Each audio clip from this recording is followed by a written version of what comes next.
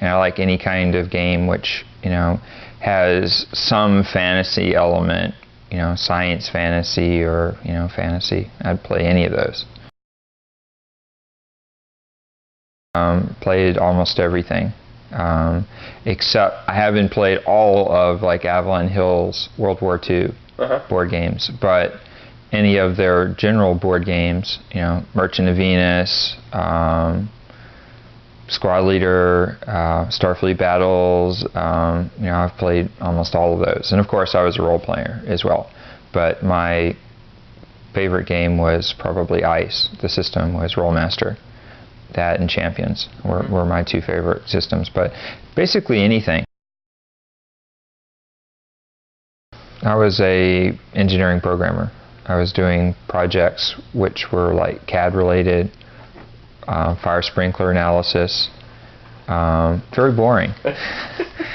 And this was on the side. We just did Master of Orion on the side while I was working at the other job. When I went with the proposal to Microprose, I simply had 5 months to redo the whole game. Well, we didn't completely redo it. The concepts, everything was the same. We brushed up the artwork and published it. You can see a world of difference between what's put out now for interface and what was put out, you know, 2-3 years ago. And you know, a product which had been developed 2-3 years ago probably had its interface, you know, changed before it was all finished. If this project's run for 2 years, if they really expect it to do well when it comes out, they probably have had to be continually making changes because it's very innovative. Like anything else, we have to look at what everybody does to make sure that, you know, we have similar interfaces or, you know, tricks as to, you know, how to convey the information to the people. Because in the strategies, that's the hardest thing. You know, we have so much information. We have to be able to get it to the human player, but not bog them down. And that's a trick. Yeah. And that's why we have to look at how everybody else does it. You can just, on the easy levels, with no problem, play, you know, do anything you want. Nobody's going to really stop you. You can kill anything you want or destroy any ships you want. But at the hardest levels, they're going to be doing it to you. And you become more defensive, and you have to come up with strategies. The elements of balance and choice. Those are the mark of a really great board game. And that can be used in a computer game as well. I think the strongest connection to a board game is the social aspect. And that's really going to be missing in our computer games. It's just sometimes difficult with, you know, if you have a group of guys who don't all want to play the same game tonight. But at the same time, then, as the computer, you can just go out there and just start playing, you know, with the computer. You don't have to worry about trying to get your group together. Whenever a game has really caught somebody's attention, they've really enjoyed it, is when they tell you their game like it was a history. You know, I went out, and I was doing great until the soccer came out and they attacked me, and now, they destroyed this system and they took that system. When they start to make it sound like it's history, like it's a story, then they have really gotten into the game, and that's what we're trying to achieve. You know, we wanted a game where we would put a lot of emphasis on your design, and the combining of technology, in the fashion that you want to, and the trade-offs. Making sure that there's some equitable trade-off, and there's some steps you had to do to achieve, to actually attain the technology. And that was the basis for Orion, was in its methodology behind building ships and combining technology and going out there and fighting. Everything else came on afterwards. We added a few more levels of diplomacy, different interactions, different reactions. We just, made it a deeper model, basically, but the original one was there. We're trying to make it this race seem and react in correspondence to what its abilities were. You know, if you do something bad to me, well, this is how I react. And we throw a lot of that into diplomacy, so pretty soon you start to get a feeling for how this race is going to react to almost anything you do. But that's good, because that almost brings in the human aspects of dealing with, you know, the social aspects of dealing with other people. We thought it would have pretty decent appeal. You know, we weren't out there developing that initially trying to make the biggest, best game ever. We were just trying to make a game which we thought we'd enjoy playing if somebody gave to us. Everything I do, once I have all the pieces, I just start writing and I finish it.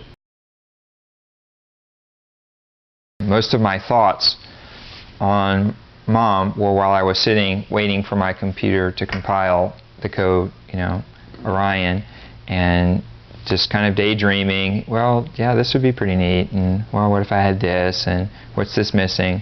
And then once I had the structure, once, you know, basically the bold lines were drawn, then I came in and filled it in as soon as I came back.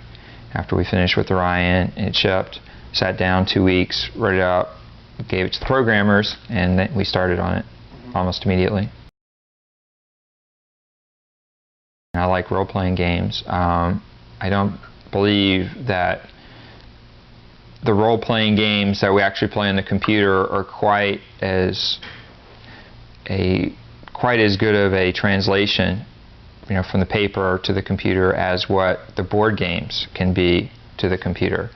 It really loses a lot of the social aspect with the role-playing, but at least we can get the powers. You know, we can get all the things which, you know, a lot of people get into, and those are the elements we were trying to draw.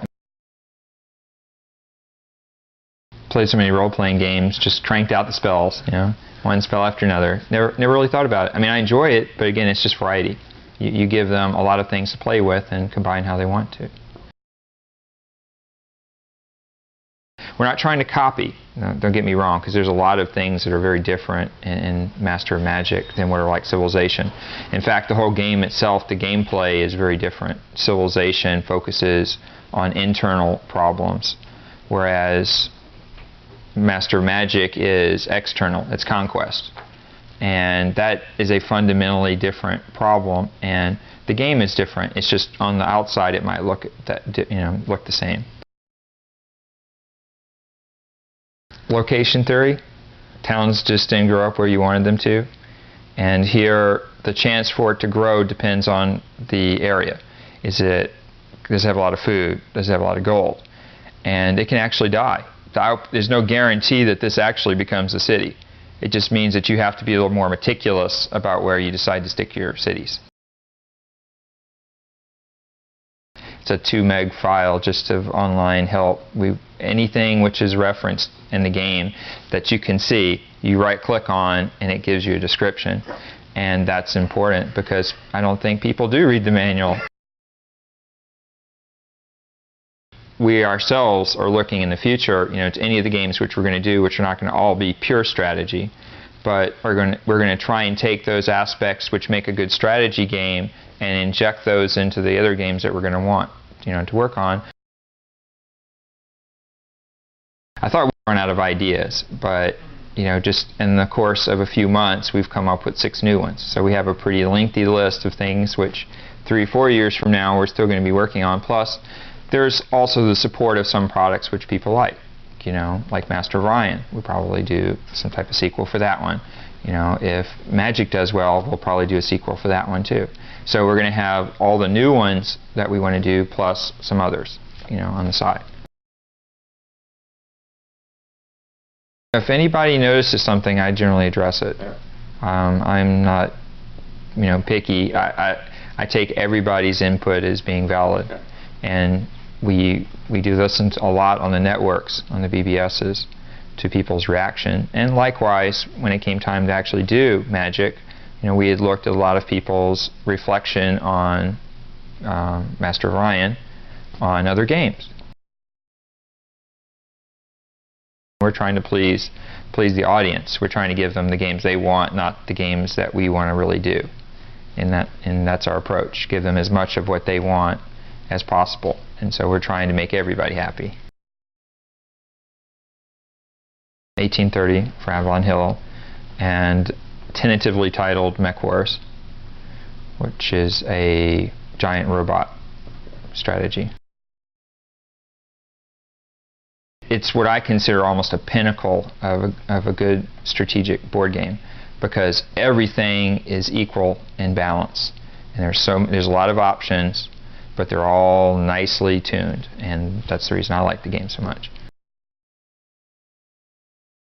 You have basically the empire, which is a series of these houses all combined, and they are currently expanding on the frontier, and you're a noble who's been put in charge of this expansion for your house, and you are trying to get as many planets as you can for your house so that you can become the Duke, get enough fame so that you can become the head of your house.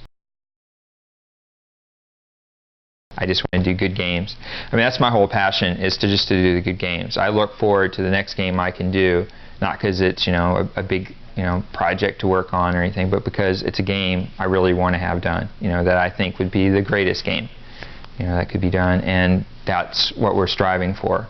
It's just, and that's, you know, the little empire that we're building is so that we can do more of these. You know, I get to do this game. If everybody likes it, then I get to do another game, and I keep on getting to do more and more games, and we can expand, you know, so we can do even more.